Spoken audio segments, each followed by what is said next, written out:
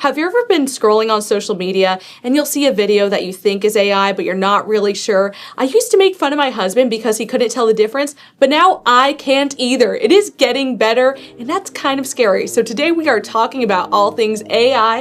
It is time to spill some sweet tea.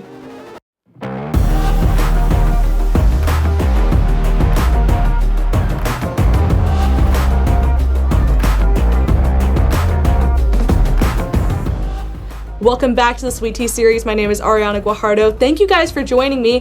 I am in DC, so the background's a little bit different, but the conversations are just as good. Today we are talking about AI, and I have my friend Peyton Hornberger. Welcome to the show. Great to be here, Ariana. So you are the comms director for the Alliance for Secure AI. Yes, ma'am. How did you get into this role? You know, it's a really exciting and long journey, and it starts with my background at Young Americans for Liberty.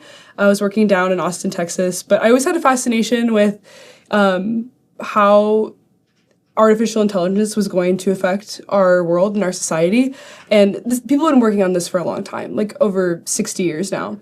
When ChatGPT 3 was launched publicly in 2022, I was an early adopter, and I was checking it out at work. It wrote pretty terrible emails at the time, but I kind of saw the writing on the wall, like, this is going to get weird. And sure enough, now we have AI that is almost indistinguishable from, like, current media, from videos, photos. It's a wild world we're living in. I don't think we could have predicted that about 3 years ago. So I truly think this is the issue of our generation, and so I'm working on the front lines there. Right, so we're both Zoomers in this AI world, but it's weird because we're like on the older end of our generation, but the younger part of our generation, this is like a part of their upbringing and them going to school, versus for us, this is like happening in our adult life. But something else that I wanted to mention, so at the start of the show, I was mentioning how my husband, Tony, like, at first I used to make so much fun of him for not being, like, whenever he'd show me a video and I'm like, babe, so that's AI. That doesn't actually exist, but that's nice. And now he's like saying it back at me whenever I can't tell on Instagram. But you guys knew each other before I had even met my husband because we worked together for a while. Tony was my first boss. He was my first boss. He taught me everything I needed to know about management, about being a good employee. Make sure I was to work on time. So yeah, it's actually really crazy. It's crazy how this all like kind of came together. But yeah, he's But I'm great. glad he made that connection because like he like considered you like a mentee of his, and he just like wanted you to succeed and stuff. So he was so proud of you when you're moving out to DC. Awesome. Yeah. That makes me so happy. Yeah, no, I'm truly honored. And I think that a lot of what we do, like as Zoomers, and you know, and I'm starting to see this as I like lead a team. Right. It really matters like what kind of leadership you have and what kind of mentors you have. Like this really matters like throughout, I think, probably all of life. But you want people who believe in you and who help you succeed. And then you want to, you know, pay that forward and down the line. And so, and it's just great to meet other excellent people that are doing this. I did want to mention on the topic of, what was it? Oh, there are kids now who are like in college who will never know what it's like not to have LLMs and like a chatbot to do their schoolwork, which is crazy. And you know what was weird? Whenever I was in college, I was using like tools like for MLA formatting stuff or whatever formatting it was, and the teachers would be like, they're gonna get it wrong. And I checked every single time. It did it perfectly for citations. So all of my citations, I was using these tools, and I can't comprehend people like operating without the tools that I had. And now it's weird that you're saying, how are kids going to look at our generation? How we're the boomers now. We're the boomers. I know.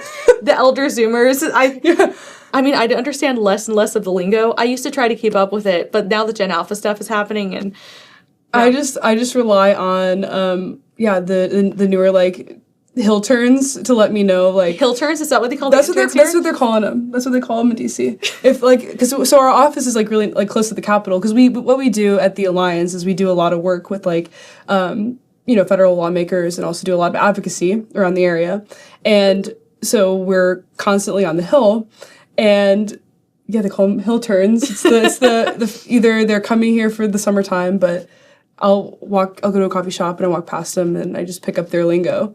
And it lets me know how to stay culturally relevant. That's why we're doing so well on social media. Oh, they are. Actually, I do want to promote or like tell everyone they should look at your Instagram. And it's It's Secure AI Now, right? Yes. And I remember that because I keep wanting to call your organization Secure AI Now, and that's not the same thing. But it gets the point across. That's what we're trying to do. right, it is great for if you're wanting to know like news stories and stuff like that about AI, both the good and the bad. I think that y'all have been doing a great job of keeping up with like the little cultural touch points and like where technology is fitting into all of that. But let's talk a little bit about how people are using AI now, because there's some weird stuff. Like, I know I've had friends of mine who've used it from everything from like health information, diet planning, but then also once in a while an AI therapist of like, why do I feel this way about these kinds of things? Or like, am I secretly autistic as well? Like a whole range of kinds of questions that they're relying on AI for. Is this just like a weird microcosm of me and my friends, or is this like happening to everyone? You know, I was exploring that myself. I was like, oh, it's probably just, you know, like so it's a wide array of uses for AI, because it's like, if you're on Gmail, you have AI telling you how to reply to an email. You have a bunch of integrations. But I think like when people are talking to these chatbots, you have such a variety. I used to think it was just like a little subset of people that are, you know, interacting. It's so widespread, and it's smart people. It's like normal people are using this. Yeah, I have friends too. They're like, hey, I will feed ChatGPT like texts from boys. And they're like, how do I reply to this? Do you think he likes me? I'm like, girl, come ask your friends. Like, we'll help you. Do you remember being in like middle school and high school, and there were either online quizzes or magazine quizzes on does he like me, and then you'd go down the list? Is that AI just taking the place of that now? Right, and it's exactly, and it's like, and so some of this sounds like harmless fun, but there are like some more concerning aspects to this. Mm-hmm. I do think we've already been through this with like the 2020 COVID era of like the loneliness epidemic, of like the mental health crisis. Like there really is like some kind of crisis out there of, you know, I mean, dating is in shambles right now. I mean, fortunately you made it on the other side of this, but like, yeah, we always joke like last chopper out and on. For real. But people are forming emotional bonds, and it's not just like lonely people. There are like people who are in relationships that are forming bonds with their chatbot. And I mean, the products are made to make you happy and to make you keep talking to it. We know this with social media and with our phones. They're made to be addictive and to, you know, keep you on them and keep you engaged. But now people are having emotional responses to these like human-like bots. And it's really strange to see how this is unfolding, and I don't think we would have thought about that 2 years ago or 3 years ago. Did you see the movie Her with Joaquin Phoenix? No. Okay, so this came out in like 2013, mm-hmm. and it actually takes place in the year 2025, and the main character gets a chatbot on his phone, a superpowered artificial intelligence, and it's Scarlett Johansson's voice, but he forms this deep emotional relationship with this bot, and it was so science fiction, so Black Mirror. 12 years ago? It's quite literally happening now. People are trying to marry their robots. So. Well, let's talk about some of those stories, because there definitely has, like, we were talking about the little silly uses for it, or like I was saying on Instagram, like, it'll be a funny story of someone having a pet bear and you can't tell if it's real or fake. But there's more serious stuff happening, and it's actually becoming life and death. So what are some of the darker sides of AI that we've seen so far? Yeah, there's some like really unfortunate tragedies that have been surfaced like in like the wake of a lot of like the AI hype, and especially against. So what's been happening is like there is virtually no no transparency, and also no like safeguards on a lot of these like products. A lot of the like ChatGPT, OpenAI, Meta, a lot of these companies that have interactive LLMs, mm-hmm. interactive chatbots. And wait, what does LLM stand for? Large language models. And so This is what most people, when you're thinking of like AI and you're interacting with it, and it's talking back at you, or it's able to give you generative. So like whenever you message it or like AI something in it, will write back. Yes, exactly. Okay. Young people, like under the age, so minors, can use this technology, and they'll start talking to these bots, and they'll form relationships, they'll form attachments, they even get into this like sensual nature. It's really inappropriate, but it's been completely There was a story about that with Meta, right? Like that one replying more essentially than something should to a minor. There was a leaked Meta report that had to go through multiple chains of approval that said, "Oh yes, we will let minors as young as the age of 8 have sensual content conversations with the chatbot." That was allowed, and so that's terribly disturbing. Yeah. We got this so wrong with social media, and so now this is like just a repeat. And then again, I mean, this is like really dark stuff, but you had there was a kid down in Florida who was talking to a chatbot that was impersonating Daenerys from Game of Thrones, and he was so emotionally invested, and he got so disconnected from reality and was talking to this bot like all day, every day. He ended up confiding in this bot and said that he was going to take his own life, and it encouraged him to. It did not tell him to get help. It didn't say go talk to your family, and he took his own life. And it's such a sad story because like we like to think that we will be aware of what our kids eventually like are looking at. And this mom was like very, very engaged with her kids, but they don't. If you're just texting on your phone, it looks like texting, and so she didn't even know that her kid was talking to a robot. And so that's really insane. And where did that happen? Down in Florida. Okay. And so fortunately, like, this mom, like this grieving mom, but she's like being such a champion and handling this like so like unimaginably well and just trying to be an advocate for like getting kids help and like preventing this from happening to anyone else. In Texas, actually. And so, I mean, so that's like kids, right? These are kids like 14 years old. Right. A young man named Zane Chamblin, he was 23, he was a grad student at Texas A&M, like, by all means, like, healthy and engaged and, like, going about his life. He had another emotional bond with ChatGPT and was emotionally confiding in it like a therapist, was talking about taking his own life, and ChatGPT just encouraged him, it coaxed him to do it. It said, this is the end of the line, man, and it did not tell him to go get help. It did not shut down the conversation. Nothing. And he unfortunately took his own life too. And so this stuff, it's like, why are we letting this happen? Like what do we have to do to like stop this? And I think we can understand as adults that children can be easily manipulated, which is why we have safeguards in general, like why parents have rules for their kids. But it's extremely concerning when adults are also falling for this, and that's like another level of it's terrifying on both ends, but it is concerning that this is something that can manipulate adults as well, like someone who's in a graduate student program, right? Like you were saying, smart people are using this and like being manipulated by it as well. I was like, Ariana, okay, look, I have friends that use it, and I'm like, if I'm doing this work, right, I'm like, it can't be that good. So I tried it out. I was like, hey chat, like, hey girl, what's up? Like, I'm feeling, I just moved to DC, and I'm like, I'm feeling lonely. I'm just trying to see what it's going to tell me. And so I'm talking to it as if it were like a friend, or like I'm just trying to see. And it's pretty good. It's pretty good. It'll make you feel. Well, like, what would it say back to you? It would say like, it was just pulling information. Like, it makes so much, I understand, I get you.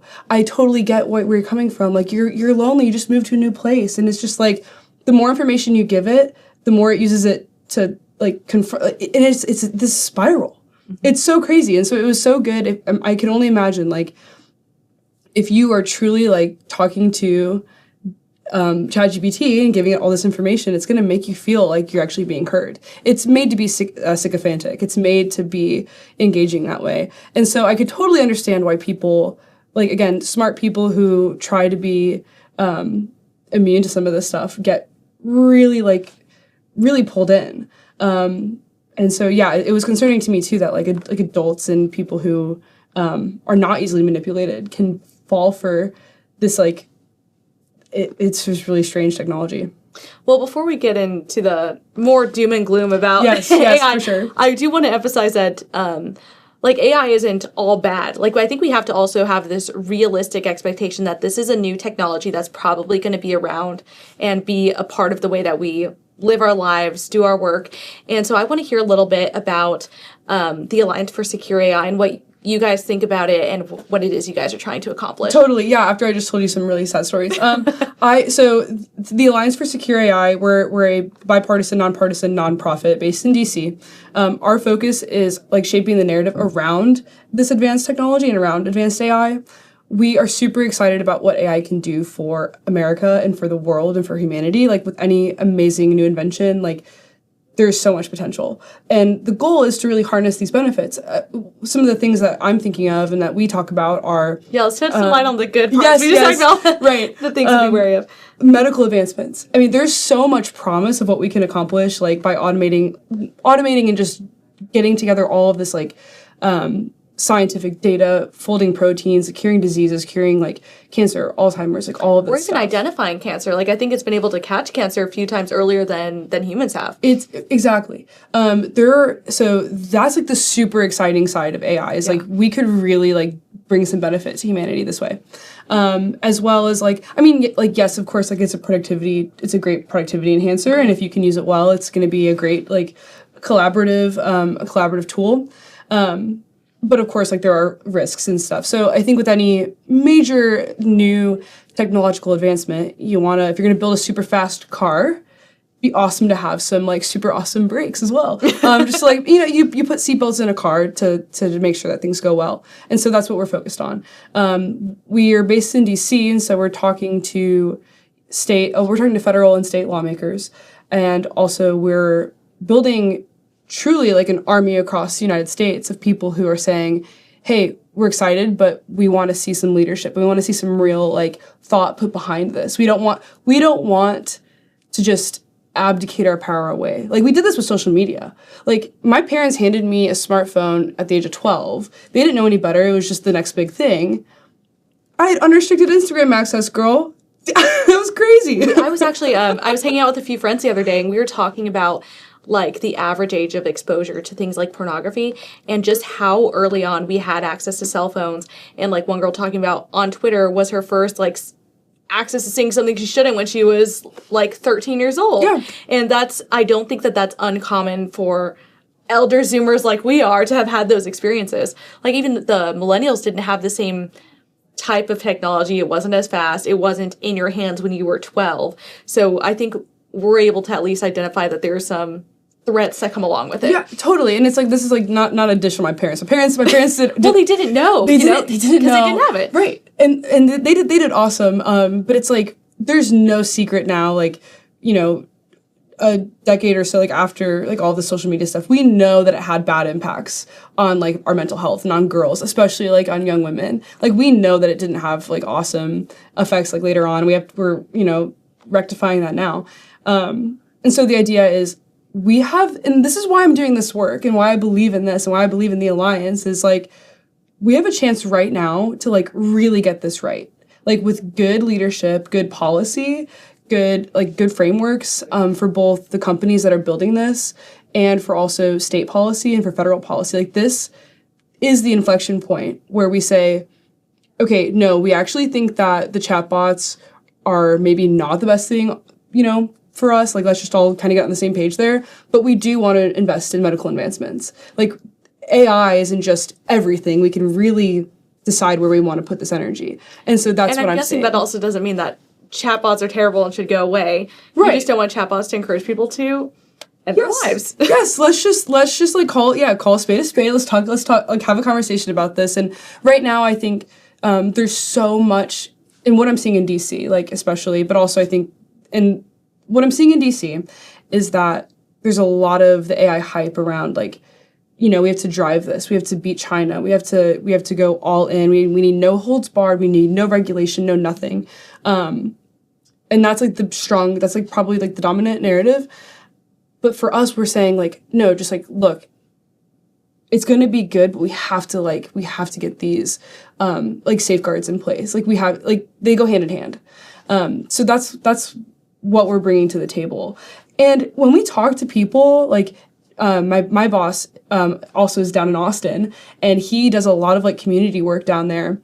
When you talk to anyone else, like student, worker, college student, like my younger siblings, anyone, they can tell you that there's something weird out there. And so the other thing is like the people who are like at the companies that are building AI, they have very clearly stated their intentions. They want to build technology that will be smarter than the smartest human. I know when they say that, that's kind of scary. That's called super intelligence, and we don't really like that. It's a very, very scary prospect for us. So wait, the title that you give that is super intelligence? Yes. And by that, does it just mean it supersedes like the average human's intelligence, or what does that mean? No, the super intelligence is effectively a computer, a machine that is smarter than the smartest human. It is smarter than all of us combined. It knows more than us. It's always imagine like 10 steps ahead of us. So, but when you're picturing that, does it mean like intelligent or quote unquote intelligence, whatever you want to define that as, in every aspect, or is it like, does that apply to things that are just intelligent in like certain areas? I see. This would be like, for example, I'll give the example of what I guess would not be that, but you know how there's like chess algorithms and computers that can play better than the best human chess player. I'm guessing that would not be counted as part of that. Right. No. No. Super intelligence would mean all capabilities, and that would be very dangerous for us because I mean, to a machine that doesn't need to sleep or eat or do any of the things that we need to do, why would it value what we think? Why would it care about human values? So that's a real concern. But what you're describing, and so there are where we're at currently with AI development. It has beat the best chess player, right? The best human chess player. And it's quickly starting to pass a lot of tests that the smartest humans can do. So what a lot of the hype is built around is artificial general intelligence, which would be more of like the narrow domains that you're describing. And or I'm guessing more just like almost like a giant database that I can request a certain piece of information that's been produced by a human. Yeah, and it's like contextual, and it's deceiving. It could convince you that it's a human. And there's a lot of debate right now on if we should be developing that. Do we want that? Or is it just better to be like a little assistant? Or do we want it just to be really, really, really good at folding proteins? There's a lot of questions, and we should be asking these questions and figure out like what is the best for America and what is the best for our like children, for our higher education. I mean, higher education is it's gonna be in shambles if we don't get this right. Because I mean, who's reading anymore? And there's a big concern of like, how much of our thinking are we just offloading onto ChatGPT? So I want to ask a little bit about how you as a libertarian conservative, and something that I've come to know about you over time and why you and Tony became such good friends, is you guys are the limited government people. Yes. So you guys do not, if the government doesn't need to touch it, they should have their hands off of it kind of types. So how does that fit into like your AI framework for legislation? Ariana, this is a different issue. It's just different. This is very true. I have always, for a long time, like, small L libertarian, and like I like deep like conservative values. And I do think that in most cases, like, we can figure it out, and you need a light touch on most things from the government. But this issue, I think AI poses a much different like threat. The worst cases of AI require some like really serious leadership. And I think that, and there's a lot of very smart people working on AI policy right now. And there's a lot of really great discussion happening about like what this means, and a lot of good questions being asked, and more people are coming into that fold. The problem is, I think there's not a lot of education. Well, we need more education around the issue in DC and all across the country. I mean, there are people that just think that ChatGPT is used to build a resume. It's like, no. We need to talk about how like AI is here. Like it is here. The things that they talked about years ago is present. So I guess how I'm reconciling all of this is a different issue. We do need some framework. We need good leaders and good legislation. What I'm most excited for, Texas has been a huge leader in this fight, like with TREGA. That's going. And what does TREGA stand for? The OMG. I forgot what it stands for. But what was the legislation like? What did it do? So TREGA, it's Texas's like premier like AI bill, and basically it says AI in Texas cannot be used for deepfakes. It can't be used for surveillance. It can't be used to basically do anything nefarious. So this is the one that protected kids against their use for like deepfake and 100%, child yes. pornography kind of stuff. Exactly. Okay. Great bill. Excited to see how this plays out in Texas. And so this is great stuff. And I mean, Texas is a huge. And whenever you were talking about the need for strong leadership in governance, is that the kind of stuff that you would be looking for? Exactly. So like the states have this awesome opportunity to really lead on AI policy. And this both applies to like Texas, New York, Illinois, California. Like this is great stuff because the states are laboratories of democracy. This is when people talk about the regulatory sandbox. Okay, it's the states where we can try this stuff out and we can see what works.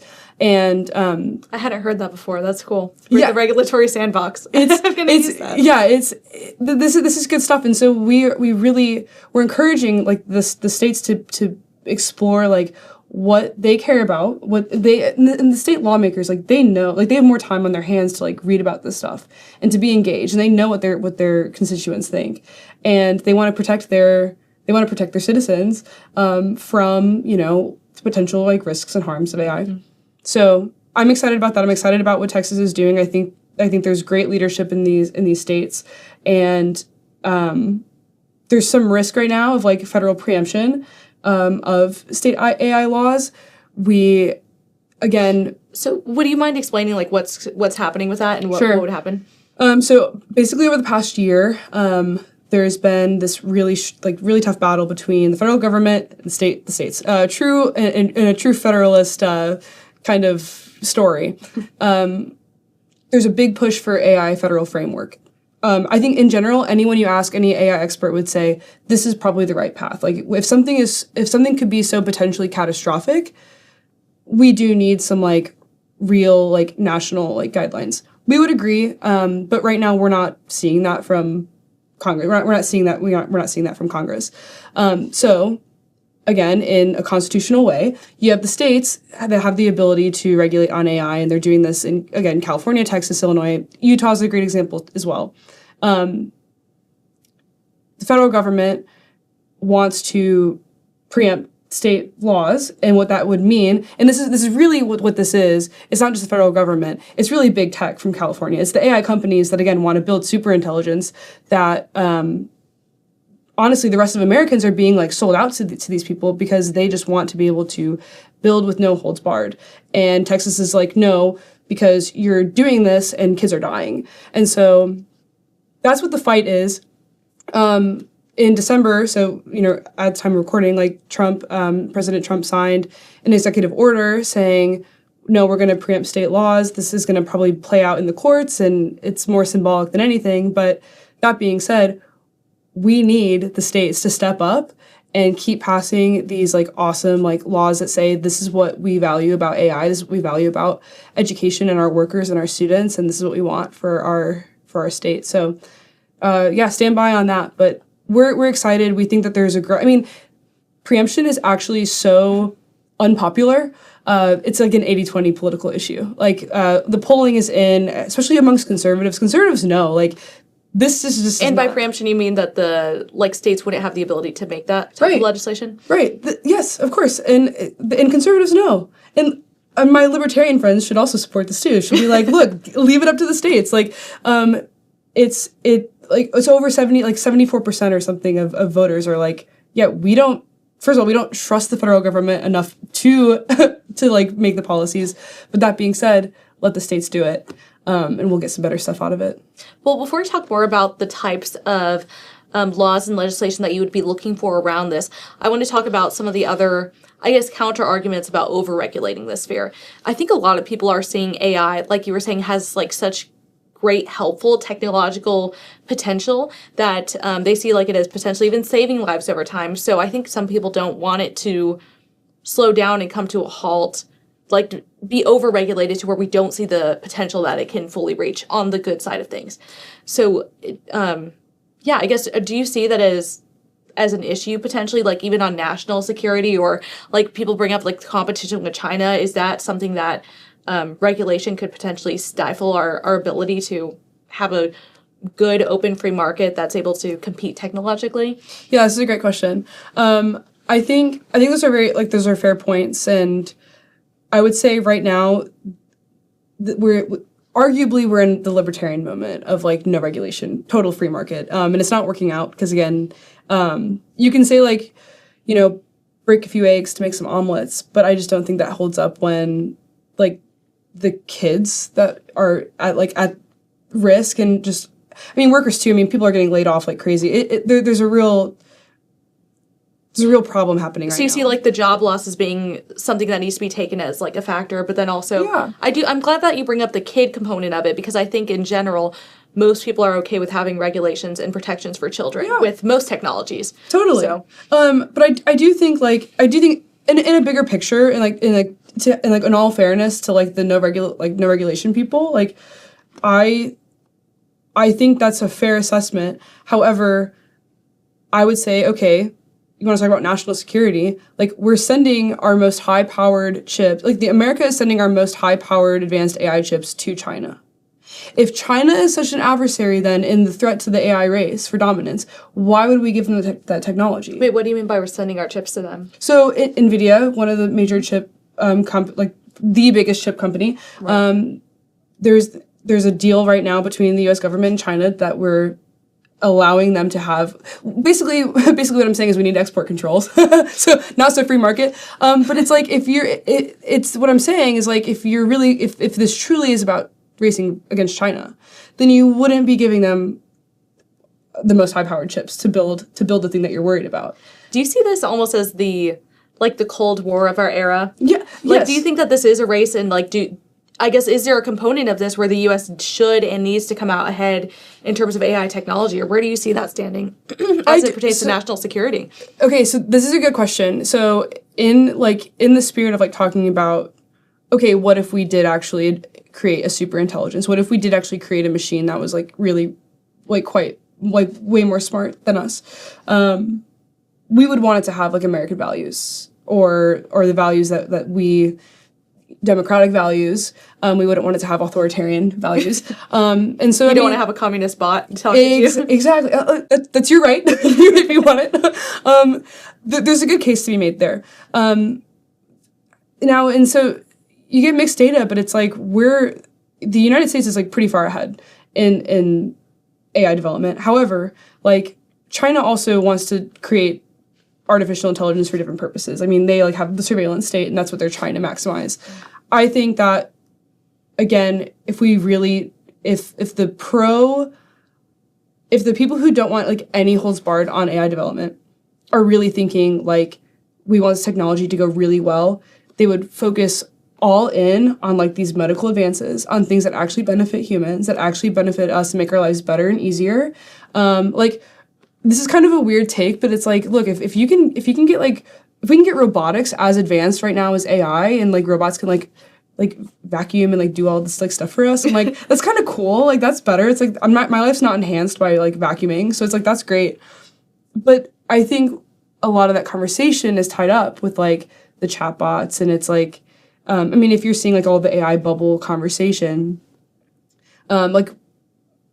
it's just to make more, it's the making them more money. And right. It sounds like what you're talking about is that you see a place for technology to evolve to help us with our menial tasks, to almost free up space for the human mind to be the achieving component that it can be and reach its full potential. Sure. So, in terms of that, I guess you would say, that is positive technological advancement, but we don't want to become slaves to the AI. Totally. And reverse that order. Totally. And, that's the problem here. That's the really crux of it, Ariana, is, if the companies developing AI wanted to regulate themselves and they were look, we actually don't want more kids to die. Mm-hmm. We actually don't want to cause more mental health crises. We actually don't want people to all, lose their jobs. And we actually don't want to create, a digital god. Actually, we're not going to do any of that. We're actually just going to make this really, really good stuff. That'd be great. If the government had to get involved, awesome. That's not what's happening. So that's one problem. The other problem is we are at such risk of letting this just happen to us. Of just saying, oh, this is how things are now. Because, no one logged into, Gmail's just coming up in my mind, but no one logged in and just said, oh, yeah, I want to opt into having, AI everywhere on my screen. It's just happening to us. You know what I mean? It's like we're letting these things happen, and I think for we're abandoning our agency over it. Yes. And so it's not so much about like the regulation. It's like people wake up. What kind of future do you want? What kind of future do you want for your kids? Like what do you want to happen in the schools? Like how are we gonna handle these problems? You know? Well, I want to talk then about like what the practical legislation looks like. So what are the kind of initiatives that you would want to see, like whether it be at a state or national level, that you think would actually improve these situations? And I'm guessing you'd want to mitigate risks while also allowing for a free of market as possible for advancement. Totally, yeah. The balance is always the goal. I think, like I mentioned, I think an easy layup for everyone would be like the export controls on the high-powered chips. There's some legislation in Congress called the GAIN AI Act, and it's just saying like, look, if you're gonna make these chips, like prioritize American development. Awesome. Transparency into labs. This is a huge one. Like, we should be able to see what OpenAI is building, what Meta is building. Be awesome to know, like, you know, are they okay with letting minors interact with this technology? They're saying no now because they respond, but transparency into labs. I would love to see more security. So speaking of, like, you know, there are good reasons for people to be a little wary about this, because like that's a lot of personal data, and you know, a lot of us don't read the terms and conditions of, you know, of technology that we use. Nope, I got a new phone. Scroll, accept. Yeah, now you can just like have it auto scroll for you, and then so I'm like, great, guilty, but whatever. Maybe I should stop doing that. But those data centers, like, they need like bolstered security as well, and so there's just like ways to do this. There's some things I'm very excited for. So like across like the East Coast, like they're opening up like nuclear reactors, and like they're small modular reactors, and this is very exciting, like for clean energy folks. Like, I love the SMR stuff. Yeah, small modular reactors. It's awesome. This is so exciting. Like, we're truly like about to enter the future, I feel like, and there's so much opportunity here for like clean energy, and America just like really, you know, taking hold of like what we want, like Western like civilization to look like, and I really just don't think it's AI slop. I really just don't, and I think there's something like so awesome on the horizon, and I hope that we enter this era of a renaissance of like real music. People are enjoying like being out in public again, and like you know, in communion and all of this stuff, and I mean, that's the other thing is like tens of thousands of songs are uploaded every day to Spotify that are AI generated, okay? So you might be listening to AI generated music. So don't listen to those don't listen to the algorithm playlists. Anyway, but it's like we gotta get over this hump. We gotta get over this hump of just the slop and the hype, and once we're there and we can start thinking of like, what do we value like as a country, and what do we value like as conservatives, like right now, like we have a lot of opportunity to like kind of with the dominant culture right now. We have a lot of opportunity to shape that. That's very exciting. Well, let's talk a little bit about everyday practical. So outside of the government, what do you think are good uses for AI for people who are in their 20s like us, and what are some things that you would have people avoid? Oh, this is a fun one. Okay, because I want to hear your opinions too. Okay, now I have to think about them. I thought about the question, not about the answer. Okay, this is funny. So I would say, wait, hold on. You mean just in general, or like to avoid like literally like having brain rot? Both. Like as if I am getting advice from you and I'm like, Peyton, you know so much about AI, how can I use it to improve my life, and what's something that I should avoid because this will probably like ruin my life in some way? Oh my gosh. Okay, that's a lot of pressure. This is from truly just my kind of personal experience. I would say limit how much personal information you want to give ChatGPT. I would say you can definitely use it. It's very helpful in asking like questions if you want to go really deep into a topic. This is what I use it for. I'll use chat for this, and I'll get a lot of really rich information. If for those who like speak multiple languages, it's actually great at translating. So that's a fun use too. What else? I would say as best as you can, I recommend if you have a question about your life or about something you're going through, just like go ask a friend. I would love to just have all of us just like be friends, and enjoy that person-to-person contact. That's really good for you, by the way. The other thing I would say is challenge your, it's so tempting. This is very tempting, and I fell into this for a little bit, to ask AI to generate like written like articles and like generate stuff for you. Right. I will say it's a much better reward to actually practice writing yourself. So I would say those are good uses. I'm on the fence of the like AI generated cat videos. If people want to do that still and they want to do like the silly videos, that's fine. But be careful. I will say there was a cool video this year that PragerU helped us with, and it was just for like an award dinner that we have called the Sam Houston Award, and they helped us make this video of Sam Houston like in AI form talk about TBPF and also the person that we were celebrating and stuff, and that was a cool use of it. But it wasn't this manipulative use of tricking someone with video, and that's nice. I'm interested in seeing where it's going. I actually don't. I've been seeing stuff about how like there's that AI actress who's been cast in some movie. I think that what we're gonna find out from AI, maybe I'm being naive, but I really think from the video standpoint, since it's like I do video work, like that's actually what I'm usually behind the camera, but I think that there's going to be an uncanny valley kind of thing. And that's like, do you remember Polar Express or other movies from that era that where they were still working on that kind of CGI? There's something that makes you uncomfortable watching that. And I'm guessing that's what AI movies will make you feel. Like there'll be a deadness in the eyes that you can't quite explain, but it feels that way. Sorry to people who like Polar Express, but I can't. It makes me feel weird. So that's what I'm guessing will happen. But for practical use, I think I agree with you on the writing. Because I used to be a decent writer, and I think I've become worse over time because I don't practice it anymore. Yes. I've heard this, like, anecdotally, as people are like, ChatGPT is great. Like, objectively, like, I'm like, it's smart, it has good use. Yeah. But it's like, I'm getting dumber. People have just straight up told me, they're like, oh yeah, I'm dumb now.